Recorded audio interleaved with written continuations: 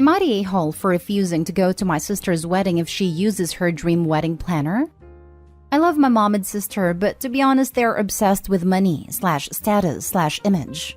When I got engaged to my now ex-fiancé, my mom immediately hired me the hottest event planner in our city. This woman was hard to get and had done some beautiful events we had previously attended. She was fine at first, but as time went on, I felt she was being catty and I really want to back out of our contract. But my mom reminded me of how much she had spent and convinced me it was in my head. Well, lo and behold, a few weeks before the wedding, my now ex had a breakdown about how he couldn't marry me because he was in love with someone else. Now looking back, I ignored a lot of red flags and he was clearly depressed in our relationship. But at the time, I was shocked. I'll admit that I just wanted to be married and ignored a lot of clear signs that he was miserable.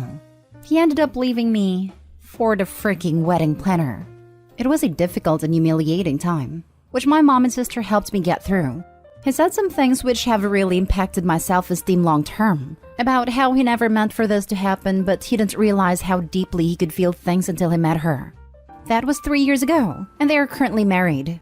My sister recently got engaged, and my mom went out and hired my wedding planner's business partner. Now they co-owned a business, so him making money means her making money. Not to mention, he is her close and personal friend. He literally walked her down the aisle to marry my ex.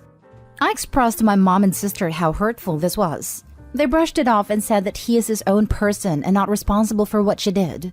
I can see that, but I still feel that they are putting the best of the best over my feelings. I finally said that if they continued working with him, I wouldn't be attending. I know realistically it is ridiculous, but I just don't want my mom giving the homewrecker a dime.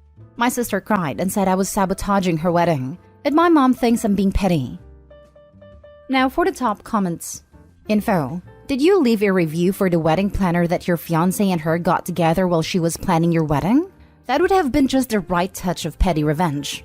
Also, not the whole. Your sister, mom, ex-fiancé, and ex-wedding planner all suck. Yes, she gets called a loose woman around town a lot, but it hasn't hurt business. It seems to hurt my ex how people talk about her, but she has fun with it and lead into the whole image. Not the whole. We're talking about wedding planners, not surgeons. Find literally anyone else. Your sister can't possibly have her dream wedding without hiring the company owned by your cheating ex and wedding planner. Your wedding planner literally broke up your relationship while planning your wedding. I think your feelings are totally justified. There are so many wedding planners. Not the a-hole. Your mom and sister are clearly the a-holes. I don't even get why everyone says you are.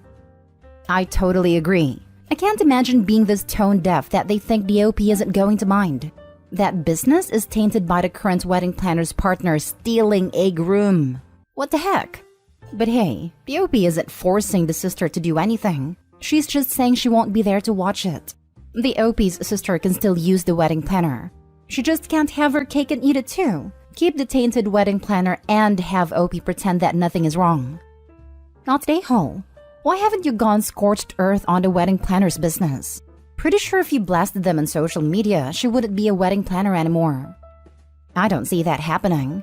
We live in a very image-driven, competitive city, and she does the best work. No one cares what she did because she delivers. It was spread around, and she does have a reputation now, but that doesn't hurt her business. Next story. Am I the a-hole for speaking Italian to my girlfriend's rude Italian-American family and embarrassing them?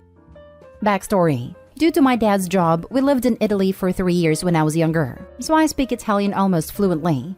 It's been a while, so I've lost some of it. Recently, I started dating a girl. She's great, and I love her so much, and I met her family a few nights ago for dinner.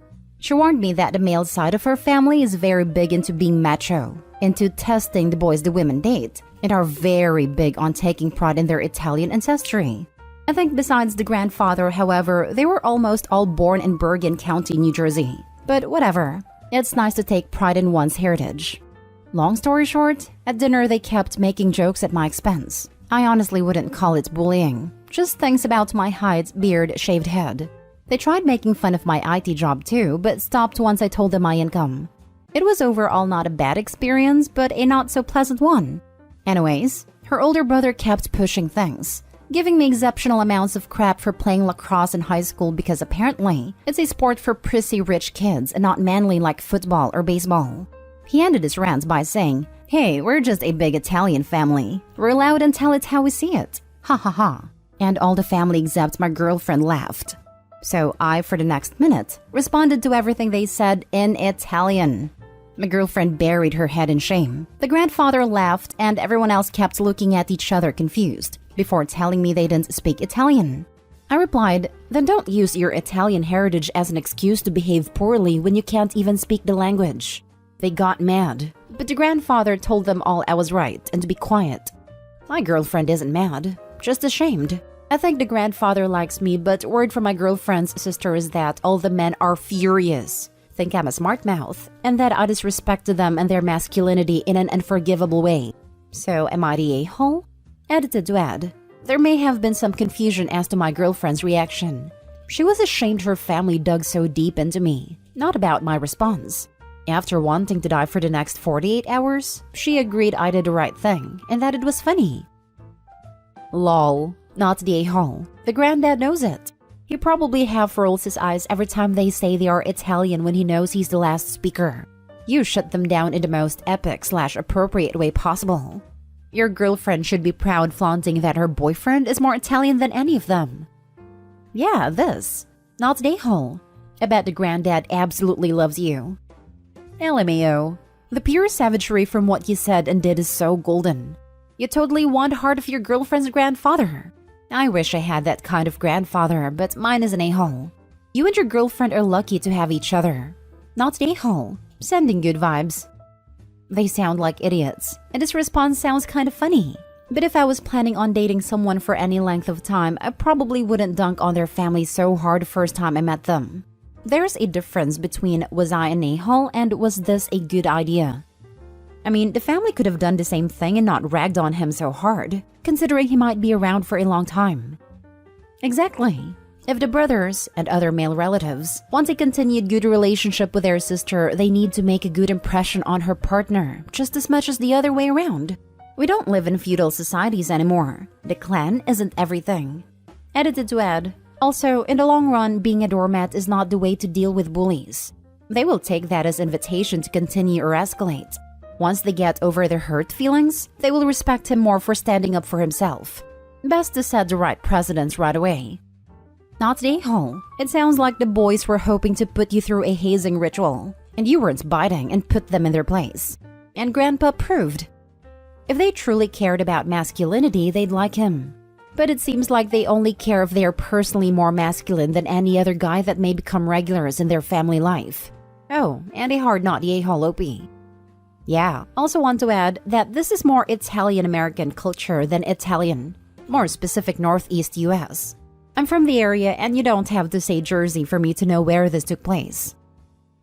Next story is titled, Am I the a-hole for telling my cousin she is being disrespectful by having her mother-in-law sit in the backseat of the car? We were going on a trip with my cousin Sonia and her husband Joe. Joe's mom would also come on the trip. We'd ride in separate cars. I'd be with my husband in our own car, and cousin, her husband, and mother-in-law would go in theirs. When they pulled up at our house so we could all leave together for the road trip, I saw Sonia sitting in the front seat and her mother-in-law sitting in the back, and it rubbed me the wrong way, but I didn't say anything at that moment. After we arrived and chit-chatted a bit, I told my cousin that I've never seen anyone do what she did in the car. She asked what I'm referring to, and I told her that I've never seen anyone make their mom or mother-in-law sit in the back seat. That's your husband's mom. You should show some respect and offer her the front seat. She laughed and asked if I'm being serious. I told her I'm 100% serious, and my husband backed me up and said that it's my duty to respect the woman who birthed and raised him. And I'm on the same page as him. I've never even dared to think of having my mother-in-law in the back seat while I take the front. It's a respect thing which she apparently lacks. Then my cousin's husband, but also her mother-in-law, verbally cussed me out and defended my cousin. Her husband says what they do in their car is none of my concern, so I either shut my mouth now or they leave the trip. Her mother-in-law also told me that I've got it all wrong, and as mother-in-law, it's her responsibility to show respect to the couple and treat her son's wife as a priority, and that she's respecting my cousin by taking the back seat. I was called an a-hole and my husband was called one too because we are apparently not minding our business. And my cousin said that if I enjoy being second to my husband's mother, that's a me problem. After that, they left the trip and went to another place to stay because they didn't like the energy we brought. Am I the a-hole? Now for the top comments. You're the a-hole. Not every mother-in-law is some stereotypical witch that thinks she's the number one woman in her son's life and needs to pull rank and demand respect at every opportunity. Why does a mother-in-law need to split up partners from sitting next to each other in their own car? The couple was fine with it. The mom was fine with it. You were rude AF and insulted everyone. Not to mention, maybe mother-in-law prefers the back seat. I mean, I'll sit in the front if it's just me and the driver, but if there's more than 2 people, I prefer the back seat. I can chill and watch the world go by with no one asking me to man the GPS or change the radio or whatever. Not that I mind doing those things, but it's nice not to. Exactly. I'm Asian, and in my culture, backseat is reserved for the boss. It is also a safer spot in case of an accident. Not saying you have to offer backseat either, but people can make their own decisions on where they'd want to sit. It's crazy that Opie makes it such a big deal. You're the a-hole. You're the a-hole. It was none of your business, and they were happy with their arrangement. Not your place to interfere or share your disapproval. Not to mention that the mother-in-law is an adult woman and more than capable of speaking for herself if she thought she had been slighted. I don't know why Opie thought it was her responsibility to say anything, much less her place. She is definitely capable. She let Opie have it for being the a-hole. It is awesome to read about a mother-in-law who has the daughter-in-law's back. Literally in this case.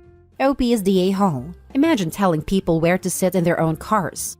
It is also the first time I've heard of mother-in-laws getting dibs on the front seat.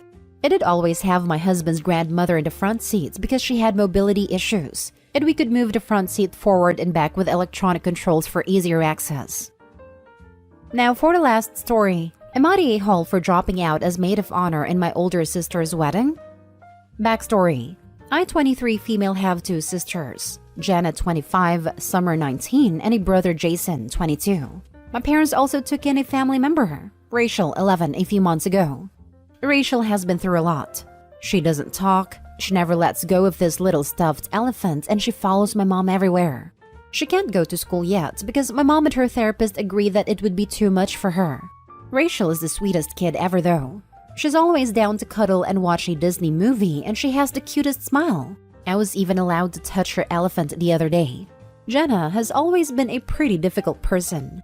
She hasn't lived at home in a while. She moved out for college, moved back home for a few months, then moved in with her boyfriend, now fiancé. My parents have been using her room as a guest room, but they never changed anything about it. Rachel has also been staying there. My parents are going to adopt Rachel, and they want to turn Jenna's old room into Rachel's new room. They told Jenna they're turning her old room into Rachel's room, so she needs to come and go through her stuff and decide what she wants to keep and what she wants to donate/throw away. Jenna said they can find another place to put Rachel, and she's not giving up her room. My parents said they already made their decision, and Jenna made an ultimatum. Either our parents keep her room the way it is, or she goes no contact. My dad and I packed all of Jenna's stuff into boxes and put it in an empty garage. We painted Rachel's new room, put together furniture, and filled the closet with new clothes and toys. We even built in a snack bar. Rachel loves it.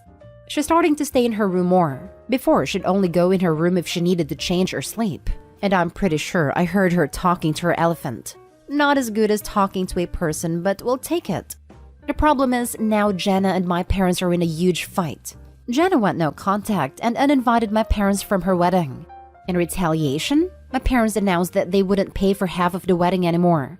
And they're not going to pay the down payment on a house for Jenna and her fiancé, their wedding present. This has caused Jenna to call them abusive and neglectful to anyone that'll listen. I was supposed to be her maid of honor, but I can't believe she's acting like this, so I dropped out of the wedding party. Now Jenna's even madder, and her fiancé is saying the entire family is being cruel to her. Not the a-hole. Jenna's reaction to all of this is massively out of proportion and entitled. But I am curious, was there any other good option for Rachel's room? Jason doesn't live here anymore, but my parents give us 1 year at home after college, so I'm sure they want to keep it open for him if he needs it. Your parents sound like very thoughtful people. Between my sophomore and junior year of college, I took a summer course overseas. When I came back, my parents had sold their 4-bedroom house, parents mined 2 guest bedrooms and moved into a new 4-bedroom house. The new house had parents' room, office, grandson's room for visits, and a guest room. I had been staying in my bedroom for a few weeks before going overseas, and the house wasn't even for sale, nor did I hear any discussion on selling it. Damn, that's a hell of a gut punch to come home to. Hope they at least kept your stuff. My parents have a friend that just up and moved while their kid was off at college, and the kid did not find out until he came back to visit and found a completely different family living there. Definitely not the a-hole. My mom turned my brother's room into a guest room after he moved out. My old room? That's where her 2 cats live. Jenna is a huge a-hole, not only for being absurd about keeping her old room as a shrine, but even more so if Rachel finds out. Sounds like Rachel's been through some traumatic stuff and doesn't need the added trauma of feeling unwelcome and unwanted. Jenna's room has been the guest room since she moved out. They just never got around to changing anything in the room. Too long didn't read. Sister threw an epic tantrum and made a no-going-back ultimatum. Parents called her bluff, which included a huge monetary amount, and now sister is crying victim. Not the a-hole.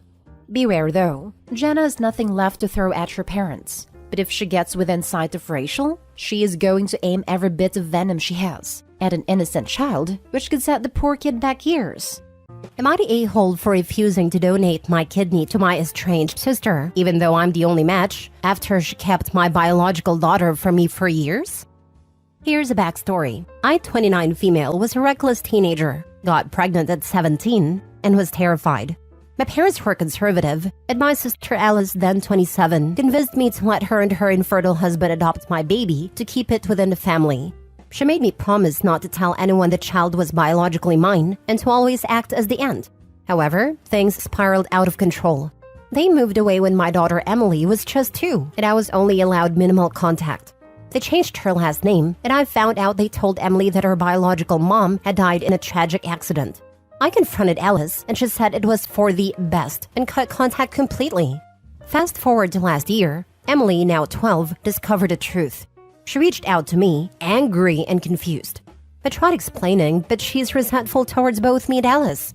Now, Alice has severe kidney issues and needs a transplant. I'm the only match in the family. She has apologized for everything and begged me to reconsider, stating it's just not for her, but so Emily doesn't lose a mother. I'm torn. Alice's friends and our extended family have been bombarding me with messages, some understanding, some extremely hateful. Emily is conflicted and has expressed she doesn't want her mother to die, but also feels a deep-seated anger. My husband thinks I should donate to be the bigger person, but my best friend says Alice made her bed and now has to lie in it. Am I the a-hole for considering not donating my kidney after everything that's happened? Now for the top comments. Don't forget, you saying yes doesn't mean that you will be whipped into surgery tomorrow. There is an extended period of testing and counseling, which needs to be undertaken before you would get anywhere near that stage. To get the family and friends off your back, say you will consider it, but tell the medical teams that you are being guilt-tripped by the family and you don't want to do it. And they will tell the family that you aren't suitable to be a donor for other reasons.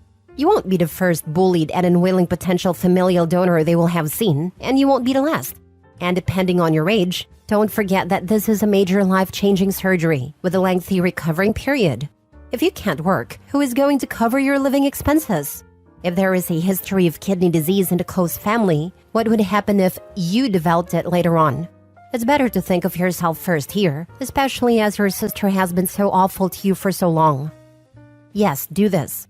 My understanding is you can get tested for a match. They check privately if you're being pressured. If you say yes, they'll announce you aren't a match. Double check that's how it works, but do it that way. Former dialysis nurse here. Dialysis exists for this reason. She won't be leaving Emily without a mother, so you aren't sentencing her to death if you don't donate. Please don't donate. I've had a few patients end up on dialysis years after donating one of their kidneys, and it destroyed them and their relationship with the one with their kidney. Please don't donate to be the bigger person. It is a huge surgery with possible complications. Please don't put your life at risk. I wish someone would have told me how hard it would be on my body. I regret my donation every day. Not the a-hole. Do not donate your kidney to her. You may need it for yourself one day. She didn't want you in your life before she got sick and did you wrong. She'll probably cut contact with you again and say it's for the best after you donate it to her. Please don't donate the kidney. Not the a-hole. Do not donate by all means. Between a venomous snake and her sister, I trust a snake. Next story. Am I the a-hole for donating my deceased daughter's college fund to a charity instead of giving it to my estranged son? I, 48 male, lost my daughter, 21 female, last year to a rare medical condition. She was in college, and we had saved up a substantial amount for her studies. The fund is around $120,000 left. My wife passed away 5 years ago, so it's just been the two of us for a while. My son, 24 male, and I have had a strained relationship for the past 6 years. He got into drugs, joined a problematic crowd, and committed several felonies. When he turned 18, after multiple attempts to help him, I had to kick him out of the house. It was the hardest decision I've ever made. Recently, he's cleaned up his act, or so he says. He's been off drugs for a year, has a job, and wants to go to college. He reached out to me, asking if he could use his sister's college fund. However, my daughter in her last days expressed a desire for the money to go to a specific charity that supports research into her condition. It was her wish, and I decided to honor it and donated the entire fund to that charity 2 weeks ago. When I informed my son of this decision, he was livid.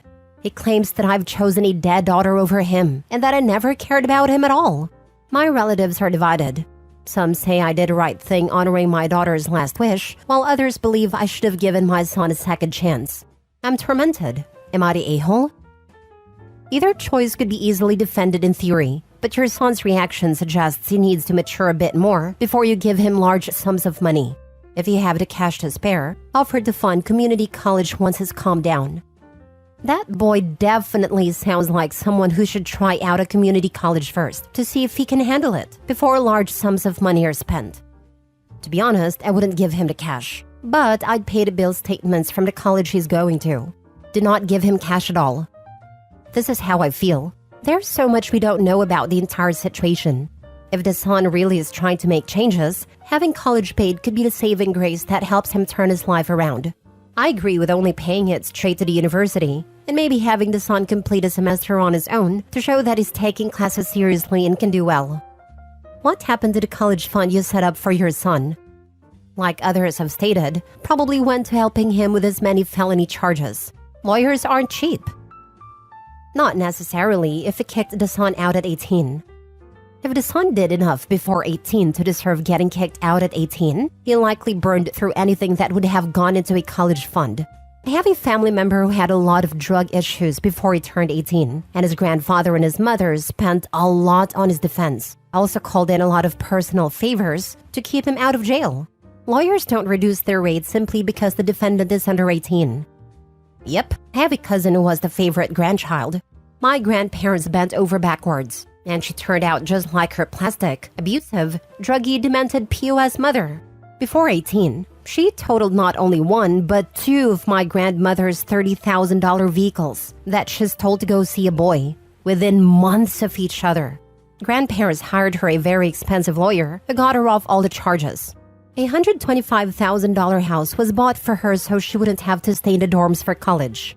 She got druggy roommates, they got pets, didn't take care of them, trashed the house, failed out of college, was allowed to take over the family business. She then got the business in trouble with the Liquor Control Board, a lot of money and fine. Grandmother saw the books and just about had a heart attack. Stole our grandfather's pain meds when he was dying from cancer. She and her then boyfriend, now husband, stole tens and tens of thousands of dollars from my grandmother right after my grandfather died from a horrible battle with cancer. She then took out credit worth over $60,000 with business lenders. And oh my god, the books. That was a doozy. And the drugs they left around the place. Almost lost the business, and now after COVID, it's closed. She calls her toddler sons little bastards to their faces whenever they act out. It's on video. The father is even worse. CPS has been called multiple times, and they only made her take parenting classes. It's a joke. All this before she turned 23, and I only know like 10% of everything. So, I can see how the son could have blown through his college fund before he turned 18. Next story. Am I the a-hole for wanting my husband to move away and told him divorce is fine with me? I, female 40, met my husband, male 51, 5 years ago. I love him very much. He has 2 children from a previous marriage, female 14 and male 13, and I have 1, female 13. His children never liked me because they always wanted their parents to move back together. When my husband met me, that dream was crushed, and it is very understandable. I gave them space and never tried to pressure them. When we got married, we moved into my home. They changed their mind when they realized I live in a big place with a pool, etc. We have been married 2 years. My daughter's father isn't in the picture, so my daughter lives 100% with me. I found out now that my stepdaughter has been bullying my daughter for the past couple of years, calling her fat, etc. I heard her make these comments. I told my husband to pack his children's bags because I never want to see them again. Because when I confronted my stepdaughter, she just laughed at me and called me and my daughter ugly and fat. And that my daughter deserved it. Turned out, my daughter has been bullied at school too, and the head of the bullying is my stepdaughter. My husband said that I couldn't kick out his children from their home, and that he would talk to his daughter. But he never did, so I told him that I understood that I can't demand that they stay with their mother since he has custody, so I told him that he should move out. We could meet on the weeks his children are with their mom, but that I'm done trying with his children. They will never love me or my daughter, and I'm choosing my daughter. He said I was being ridiculous, and that it wasn't marriage if he should live in a separate home from me when he has children. And I said if this didn't suit him, then I wouldn't mind divorce, because I'm not gonna have his daughter near mine again. I have no problems against my stepson, but my husband made it about him too because they're a whole package, which I totally understand. I can't demand that he doesn't see his daughter, so my suggestion is for him to move out and get his own place when he has his children. I spoke to my daughter about changing schools and she seems very positive to the idea. I still try to know more details about the bullying, but you know how embarrassing that is for children to admit. I never admitted to anybody that I was being bullied, even if my parents were very loving and supportive. Maybe I was even less inclined to confess to them because of how loving and supportive they were. Now for the top comments. Your daughter's mental health, happiness, and safety should always come first. You're doing the right thing, especially if he's doing nothing to stop his daughter from bullying yours. Take care of your daughter, Opie. If he's unable to defend himself against his abusive daughter, you should file for divorce. This, Opie has to defend her daughter. Nobody else will. I'm glad Opie is putting her daughter before her husband. Opie, your daughter will never forget you standing up for her. I assure you, it will mean a ton to her. Not the a-hole. You are doing right by your daughter. At this point, I would just opt for a divorce. It doesn't sound like he intends to do anything about his daughter. He may try and drag his feet to get his own place. May try and convince you that it won't happen again. I agree. Give him a strict timeline and stick to it. If he's too lazy a parent to do something about his daughter, he's too lazy to be in his marriage. You take care of yourself and your daughter. Period. If it was me, there wouldn't even be a timeline to set. If he wants to see his daughter, I'd understand. But it wouldn't be in my home or on my property. The stepdaughter would be leaving that minute, and he could come back for his things or not. But she would never get a chance to bully my kid again. You showed your daughter just how much you value her well-being and how unacceptable your stepdaughter's behavior was. Those are powerful lessons. Not the a-hole. Well done, you. Hopefully husband will move to a different school district, so the two girls are not going to the same school. Last story. Am I the a-hole for telling my wife her brother will never live with us? My 39 male and my wife, 37 female, have been married for 13 years. The entire time I have known her, her older brother Tom, 39 male, has never held a job or lived anywhere but with her parents. As far as I have been told, he has had a couple part-time jobs that didn't last long and lived for a few months in dorms when he tried college for 1 semester. My wife and I were visiting her grandmother in another state along with her mother, and a conversation of what happens to Tom when the parents are no longer able to support him came up. I mentioned he needs to be pushed to get a job and become independent long before they can no longer do it for him. And my wife's grandmother said she thought the idea was that Tom would just end up moving in with us when the time came. I looked at my wife, who didn't react at all to that news, as if she already knew that was the plan. But before anyone could say anything else, I said that is never going to happen. My wife told them we haven't really discussed it and the topic was changed. Later on, she said my response was uncalled for, and to flat out refuse makes me an a-hole. Am I? Or is my not wanting to support my 39-year-old bum of a brother-in-law valid? Not the a-hole. So she 100% is going to just let him move in and play the he's family card. I would start setting it up so you can leave when this happens. I was going to suggest that Opie have the conversation now and say, If you plan to have your brother move in with us, we should get a divorce now rather than later. But Opie's wife could lie and bide her time, so he should still have that conversation and also get his act together. My fiancé has a younger brother that cannot get his act together. Gets fired within a year of every job he gets if he doesn't rage quit. Has an outrageous car payment on a piece of crap that he doesn't maintain. Is constantly asking her for money which she doesn't give him. Blames everyone and everything else for his misfortunes. And is 1 or 2 speeding tickets away from either getting arrested or becoming uninsurable. I told her that when her parents aren't around anymore, we will absolutely not be filling in for them as a support system. Thankfully, she agreed and is just as annoyed with him as I am. They're family, so she's still cordial with him. But anytime he starts complaining about his latest issue, I throw out a few jabs if only to make him aware that not everyone is going to spare his feelings, especially when most of the time he is the architect of his own misery. We bought a house last year, and the first week we were in it, he was already asking if he could rent a room from us. Thankfully, we don't have the room to rent to him. But I still made sure he knew that even if we did, there was no way in hell I'd let him live in my house. Your fiancé's brother sounds like my sister-in-law. My wife and I were so happy when she moved 3 hours away and found a weirdo to marry. We were certain she would eventually need a place to live when she ran out of dead-end jobs. Yeah, I'm with you on this. I would never support any grown adult who doesn't work simply because he's lazy. If your wife feels the need to support him, then she needs to accept that he will never live with you and you will pay nothing to help him. She needs to understand now that she will be on her own for this.